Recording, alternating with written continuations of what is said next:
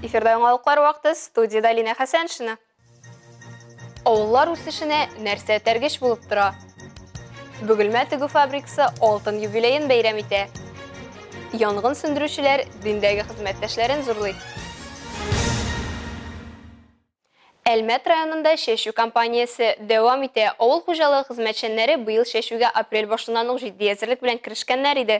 Хуҗалык җитәкчеләре, белгечләр, механизаторлар барысы да һава торышыннан файдаланып калырга ашыга.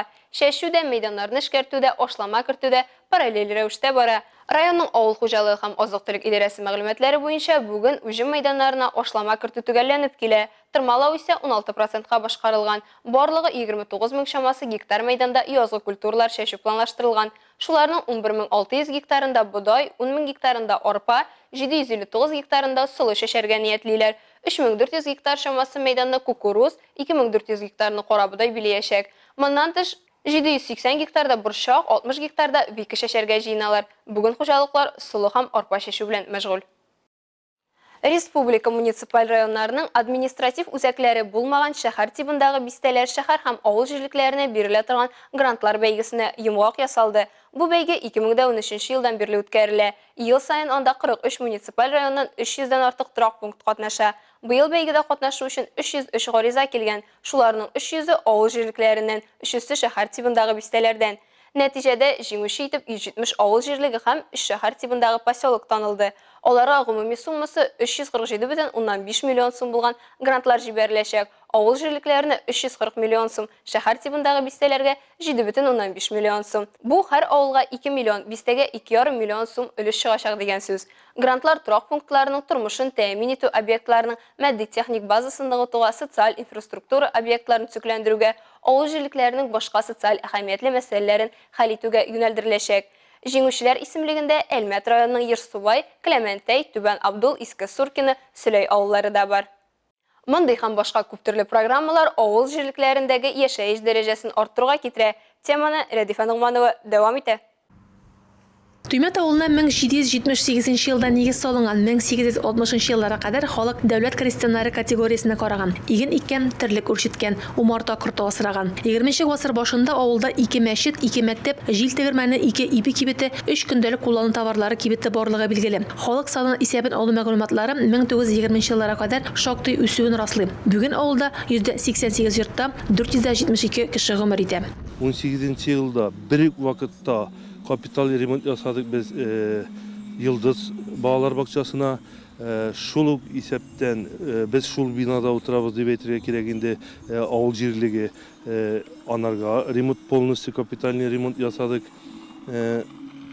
Бөтен суларын, канализацияләрен biz alıştırdılar, bir gebet buldu. Şuluk yılını, şulay biz фельдшер-акушерский пунктны яңартtık. Капиталь төзекләндермәй калган бердән-бер объект авыл мәдәният йорты. Бу юнәлештә эш алып барыла ди башлык Айдар Кәримов. Хәтта проект смета документлары да әзер икән. Моннан тыш авылны төзекләндерүдә актив авыл халкы үзе дә бердәм. Читтә яшәгән якташлар да теләктәшлек һәм ярдәм күрсәтеп килә. 2014 елда республика күләмендә старт алган үзара салым программасы бик күп авылларны төзекләндерүгә сәбәпче булды. Әлбәттә, бу программада Төймәт авылы халкы да катнашмый калмаган. Үзара салым акчасына авылда каты көнкүреш калдыклары түгеп полигоны төзекләндерелә. Урам яктырткычлары куела. Асфальт юл салынгач бигрәк тә көтүләшкән юл билгеләре урнаштырыла.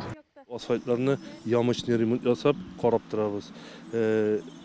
Ул бик файдалы булды инде безнең өчен. Быелгы елны инде без 200 метр бер урамда, Тукай урамында планда тотабыз инде таш юл түшәргә. Авылда башкарыла торган бу эшләрнең максаты бер. Бүген биредә эшләүчеләрнең көнкүрешен яхшырту, авылның якты киләчәген булдыру. Киләчәк барыбыз да белгәнчә, балалар кулында. Мәктәбебездә 31 бала белем ала. Шушы 31 балага 13 укытучы, алар барсы да югары белемле, беренче категориялы укытучылар, белем һәм тәрбия бирәбез. Укучыларыбыз бик тырыш, бик активлар. Беренче яртыйлыкны шушы 31 бала арасында 6 укучыбыз гел бишле билгеләрне тәмамладылар. Кайчандыр урта мәктәп статусында булган белем бирү учреждениесе бүген 9 еллык төп мәктәп. Аны шулай ук республика программасы нигезендә төзекләндерү мөмкин булган. Рәдифә Нугманова, Рафаэль Сафин, яңалыклар вакыты, Луч Әлмәт телекомпаниясе. Devam итәбез. Татарстанда даими рәвештә тонировкаланган пиялалы транспорт чаралары белән идарә итүгә бәйле юл йөрү кагыйдәләрен бозуларны профилактикалау буенча чаралар үткәрелә. 18 апрельдә узган рейд барышында автомобиль тәрәзәләренең яктылык үткәрү таләпләрен бозган өчен 26 автомобильче җәлеп ителә. Бер көн алданрак Россия Эчке эшләр министрлыгының Әлмәт районы буенча дәүләт автоинспекциясе бүлеге машина йөртүчеләрне күпләп тикшерү буенча операция үткәрә. Ул каршы як хәрәкәт полосасына чыгу белән бәйле машина йөртүчеләрнең юл хәрәкәте кагыйдәләрен бозуларын ачыклауга юнәлдерелгән. Әлеге операция барышында 20 хукук бозу очрагы ачыкланган. Татарстан Республикасы буенча Эчке эшләр министрлыгының дәүләт автоинспекциясе машина йөртүчеләргә юл хәрәкәте кагыйдәләрен төгәл үтәү кирәклеген искәртә һәм юлларда бик игътибарлы һәм сак булырга чакыра. Әлмәттә яшәүче тагын бер хатын-кыз аферистлар корбаны булган. 44 яшьлек ханым сүзләренчә, аңа үзен полициянең өлкән лейтенанты дип таныткан билгесез кеше шалтырата. Ул аңа банкта 479 мең сум бурычы барлыкка килгәнен хәбәр итә. Шалтыратучы аның исеменә кредит рәсмиләштерелгән һәм бу бурычны гамәлдән чыгару өчен яңа кредит рәсмиләштерергә кирәклеген аңлата. Шалтыратучының күрсәтмәсе буенча гариза бирүче кулланучылар кредитын рәсмиләштерә һәм смартфон белән контактсыз түләү өчен махсус кушымта урнаштыра. Аннары якындагы банкоматка барып, бу сумманы кыргалдарлар хисабына күчерә. Бу вакыт эчендә аферистлар гел элемтәдә була һәм аңа барысын да аңлатып сорауларына җавап бирергә әзер тора. Акча алгач, кыргалдарлар күрсәтелгән ярдәм өчен рәхмәт белдерәләр һәм 48 сәгать эчендә кредитны гамәлдән чыгарырга вәгъдә итәләр. Бераздан хатын-кыз үзен алдаганнарын аңлый һәм полиция бүлегенә ярдәм сорап мөрәҗәгать итә. Әлеге мәсьәлә буенча түләү карталарын кулланып алдау мәддәсе буенча җинаять эше кузгатылган. Башка темаларга Бөгелмә тегү фабрикасы 50 еллык юбилейын билгеләп үтте. Алексей Баталов исемендәге Рус драма театрында әлеге чараның тантаналы өлеше узды. Фабриканың юбилеена хөрмәтле кунаклар, ветераннар җыелды. Бөгелмәдән Айгөл Шәрәфиева җентекләбрәк сөйләр. Кием салым тегеп үткәрелгән һәр көн яхшы көн. Бөгелмә тегү фабрикасының тегүче мотористлары шулай дип саный. Фабриканың ярты гасырлык юбилеен билгеләп үтү шулай ук шатлык өчен яхшы сәбәп. Рәсми бәйрәмгә барлык ветераннар да, фабрика хезмәткәрләре дә чакыру алган. Для меня работа — это все, как говорится. Я очень люблю свою работу, мне нравится и собираюсь дальше работать. Вообще очень дружный коллектив, мы все сплоченно работаем. Фабрика эше өчен җитәкчелек кенә түгел, һәр хезмәткәр дә җаваплы. Шуңа күрә фабрика продукциясенә ихтыяҗ зур. Төп заказчылар булып нефтчеләр, геофизиклар, медицина һәм мәгариф учрежденияләре, сәнәгать, төзелеш һәм саклау предприятиеләре тора. Айга уртача 3000 ярымга якын әзер товар җитештерәләр. Әлеге фабрикада яңа гына эшкә килгән хезмәткәрләр дә шат. Коллективка керү минем өчен бик җайлы бер ул. Мин алай кешедән тартынып тормыйм. Эшләргә өйрәндем, өйрәттеләр. Аллага шөкер, эшлим әйбәт көн. Күңелгә шәп ятты. Бик әйбәт. Яратып эшлим үземнең эшне. Тантаналы җыелыш һәм концерт әкренләп котлауларга күчте. Алдынгы хезмәткәрләрне Татарстан Республикасы сәнәгать һәм сәүдә министрлыгының мактау грамоталары һәм Бөгелмә шәһәре муниципалитетының рәхмәт хатлары белән бүләкләделәр. Сегодня мы празднуем 50-летний юбилей Бугульминской швейной фабрики. Я поздравляю всех своих сотрудников и желаю им крепкого здоровья, благополучия, удачи и мирного неба над головой. Тегү эше җиңел түгел, түземлек, сабырлык, тырышлык, җитезлек бер операциядән икенчесенә тиз күчәргә әзер булуны һәм әлбәттә үз һөнәренә тугрылыкны таләп итә. Бу линейкада фабриканың бар эшчеләре дә тора һәм алар яңа биеклекләргә, яңа үрләр яуларга әзер. Айгөл Шәрәфиева, Зирәк Сәйдкулов, Яңалыклар вакыты, Луч Әлмәт телекомпаниясы. Рамазан айы тәмамланып килә. Киләсе җомга 21 апрельдә барлык мөселман кардәшләребез белән Рамазан гаетен каршы алачакбыз. Әлегә исә районыбыз, калабызда ифтар мәҗлесләре дәвам итә. Рамазан айы тәмамлануга санаулы көннәр калып барганнан Әлмәтнең 27 номерлы янгын сүндерү бүлеге части хезмәткәрләре кулланып калырга ашыга. Бүген алар Кишүшәт авылында ифтар мәҗлесе оештырды.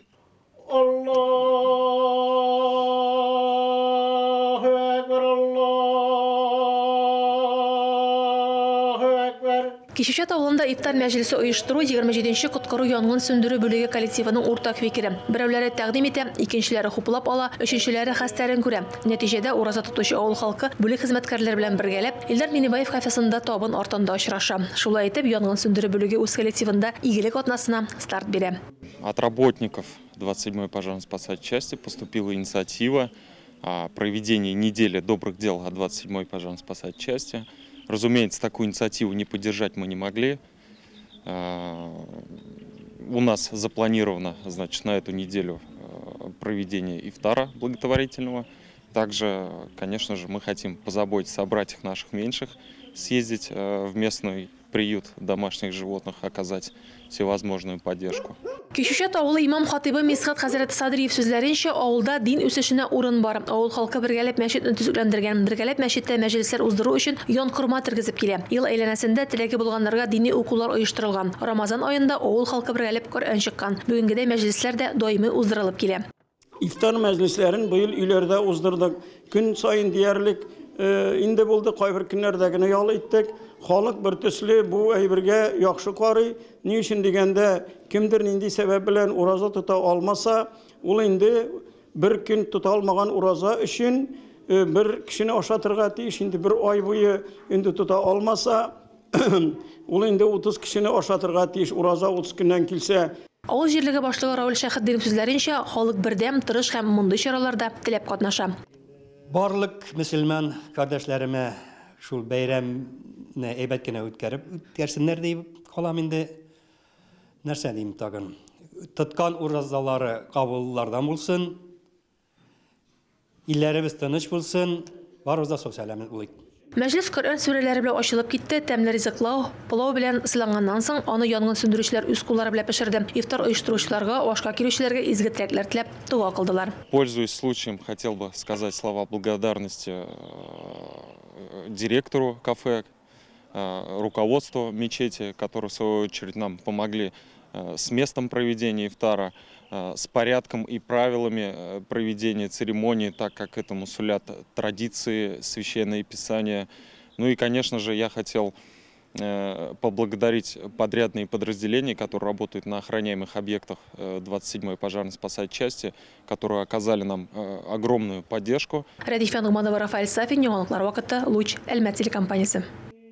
Ознакай муниципаль районы башлыгы Марсель Шайдуллин да һәр Рамазан аенда шәһәрнең Ак мәчетендә ифтар ашы оештыра. Быел да анда мултабын әзерләнде. Бирегә район һәм авыл җирлекләре җитәкчеләре, имамнар, ураза тотучы райондашлар җыелган иде.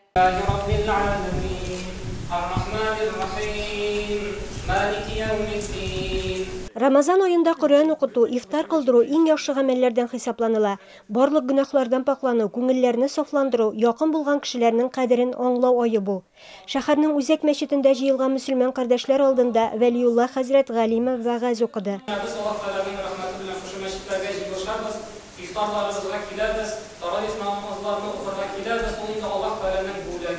Район башлыгы Марсель Шайдуллин катнашучыларга иң изге теләкләрен җиткерде. Ураза тотучыларга саулык, сәламәтлек, башлаган һәр эштә уңышларга ирешүләрен теләде. Барыбызга да тагын бик зур рәхмәт килгәнегез өчен, шушы изгелек кылганыбыз өчен бик зур рәхмәт. Исән-сау булырга, бердәм булырга, ярдәмләшеп, бергә матур яшәргә язсын. Шәһәр мәчетләрендә Рамазан аеның 1нче көненнән ифтар ашлары уздырыла. Бу эштә җирле депутатлар, мәчет әһелләре, халык зур активлык күрсәтә. Бу дөньяда гөнаһсыз кеше юк. Ләкин шуңа карамастан, без бер-беребезне гафу итә алмаган бер заманда, ләкин Аллаһ субханаһу ва тааля әйтә: "Я Мухаммад, әйт аларга ди, мин аларның бөтенесенең гөнаһларын кичерәм" дип әйтә. Тәүбә кылсыннар ди. Җәмәгать, Рамазан аеның 2 көне калып бара. Тәүбә аенда яшәп киләбез. Бүген тәүбә кылмасак та кайчан кылабыз? Ифтар кунаклары мул табыннар артында сыйланып, аралашып утырдылар. Алхамдулиллахиллази ат'амана ва сaqana ва жa'алана минал муслимин бирахматика я архамар Аллаху акбар. Илмира Шарифуллина, Рөстәм Акбаров, яңалыклар вакыты, Луч, Әлмәт телекомпаниясы. Әлегә шулар, мин Лина Хәсән, монтаж операторы Оля Берамалова, сезнең белән сау булашабыз. Исән-имин булыгыз.